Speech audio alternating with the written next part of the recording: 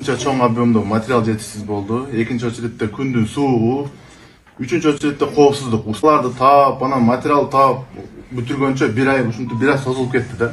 Ар эмени чыгара бербейчи.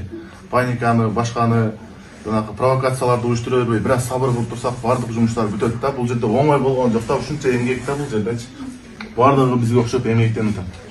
Ошолордо айтылган провокациялардагы бардыгы келип бизге тиет экен да. Куруткан биз да, ушулар подрядчиктер кылбай жатат деген сөздөрдүн бардыгы бизге тиет. Канча вакытта салдыңыз ушул? Мен ушул үйдү 3 айда бүтүрдүм эми. Договор башталган күндөн баштап ар бир үйдө бизде стройка токтогон жок да. Киреше көргөн жок деген эмгек акыларын берип, жеке өзүңүзгө киреше түшкөн жокпу? Түшкөн жок дегенде кандай?